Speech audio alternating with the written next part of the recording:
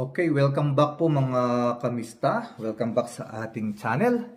At tayo po ay magkakaroon lang po ng konting reaction po muli sa nangyaring kaganapan sa impeachment court nitong nakaraang araw sa Senate.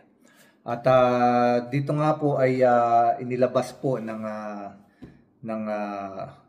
impeachment court o impeachment trial dito sa Senate na ito pong kanilang resolution ay sa halip na ituloy po ang impeachment trial ay niremand po nila. Remand, ibig pong sabihin ibalik.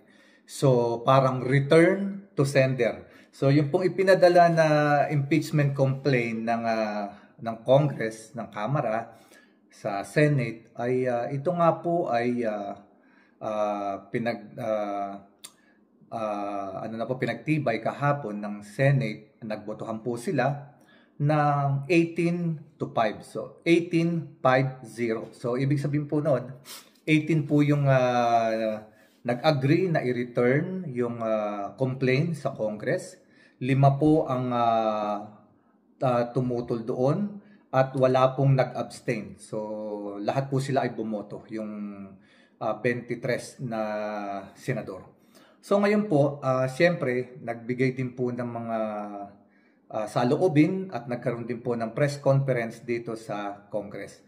At isa nga po sa natanong, itong si ating Congressman Acop. Kilala naman po natin si Congressman Acop. Siya po ay talagang isang magaling na dating pulis. Very prominent at very tawag dito talagang a gentleman, an officer and a gentleman during his time as a police officer po.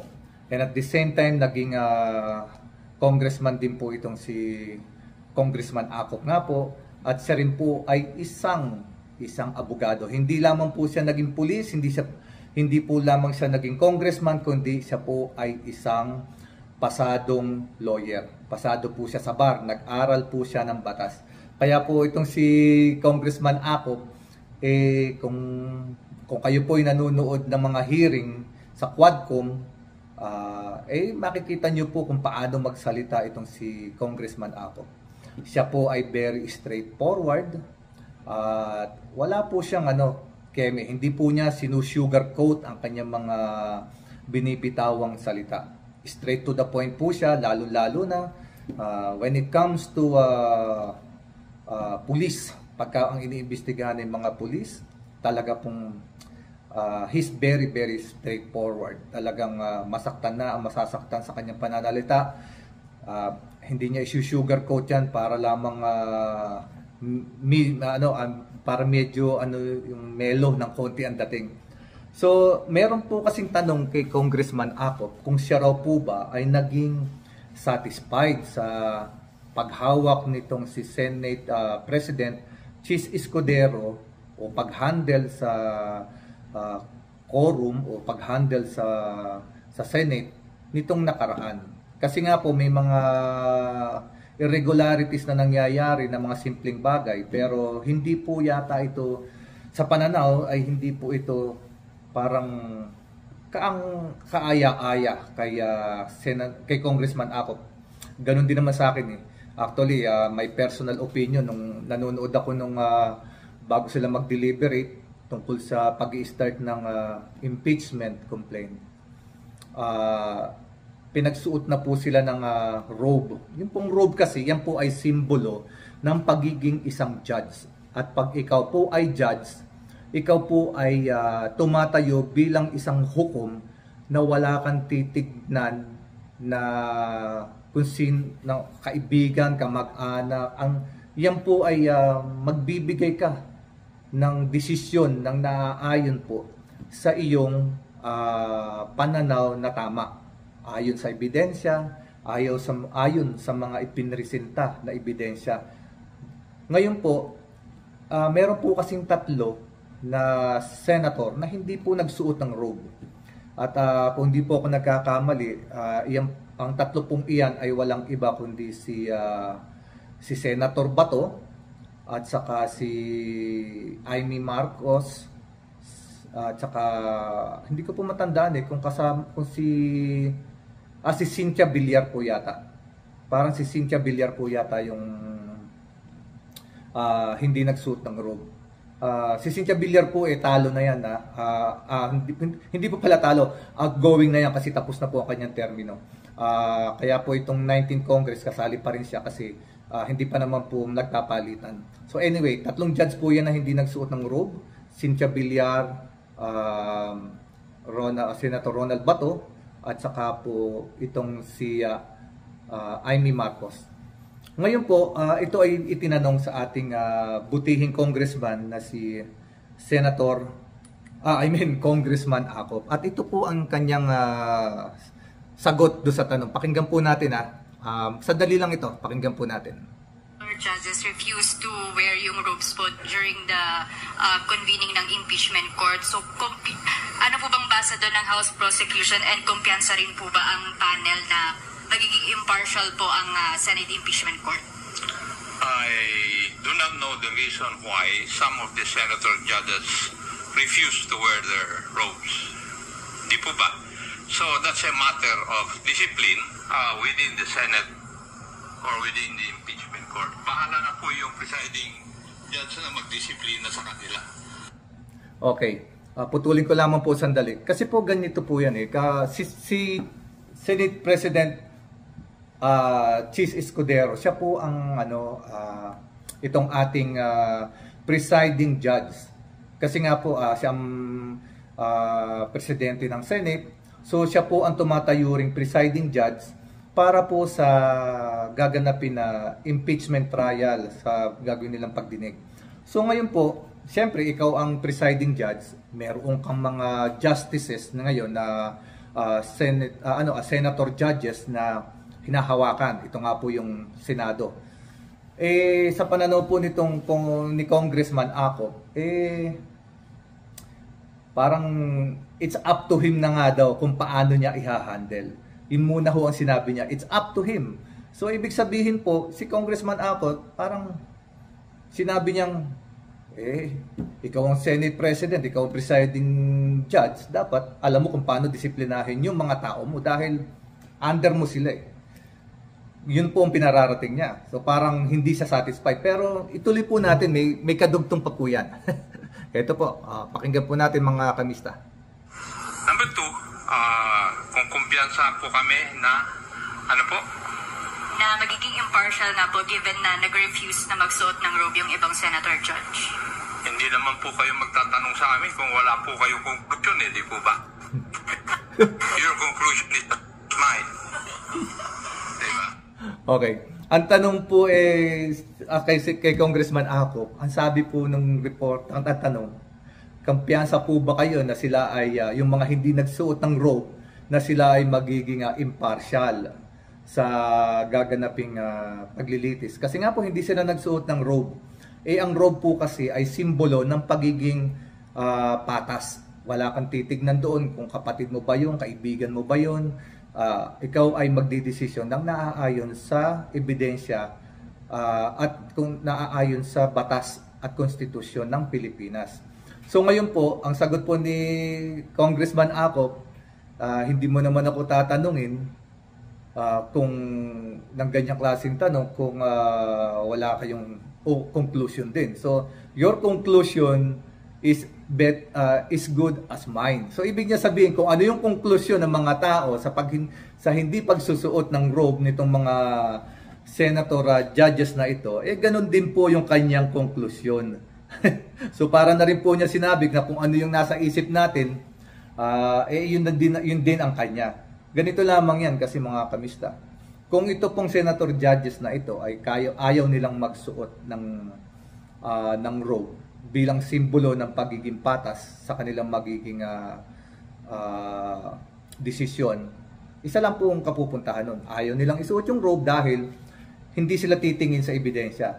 Sila po ay mananatiling kung sila po ay maka Sara Duterte, doon na lang sila titingin. Wala nang ebidensya, basta kay Sara kami. Tapos ang usapan, di na namin titignan yung ebidensya na yan kung ano pa man yan.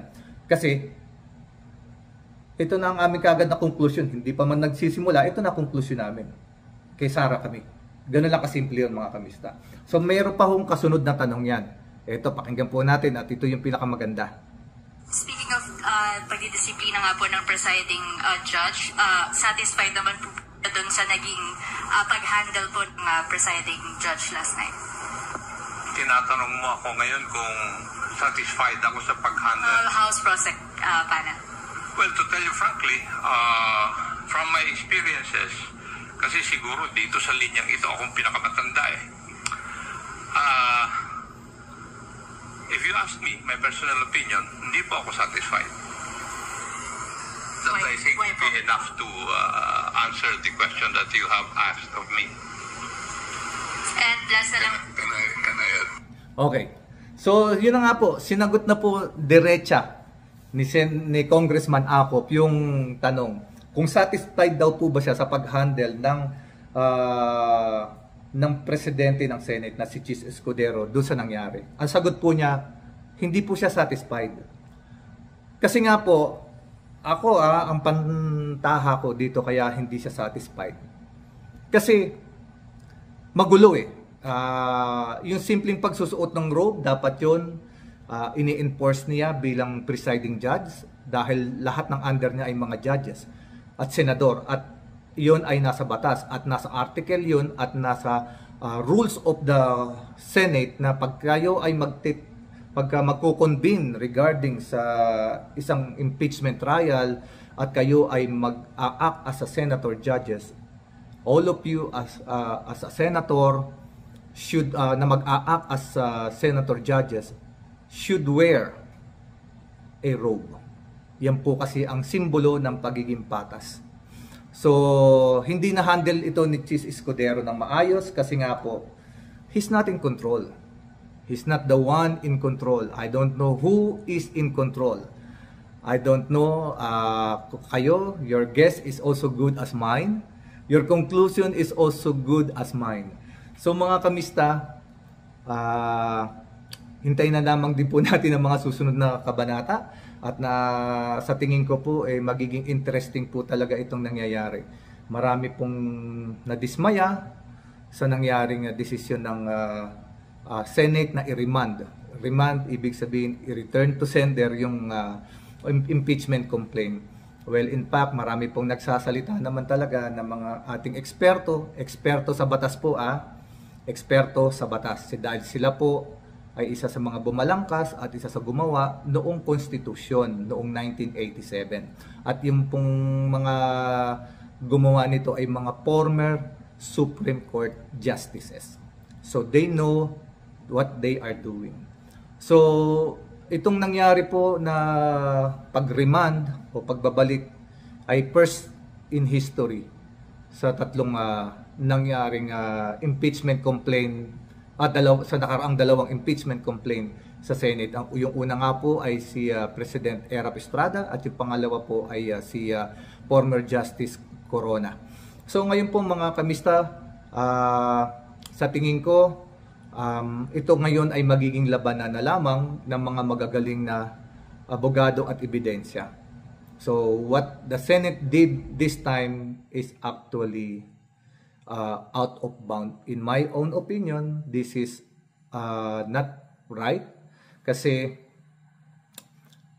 hindi po naaayon sa batas yung ginawa nila na mag-remand. There's no such thing as return to sender kasi sila na po yung last court at kinakailangan po nilang magdesisyon at ang nakalagay po sa batas naman, they should act as a judges, not a lawyer doon sa accused.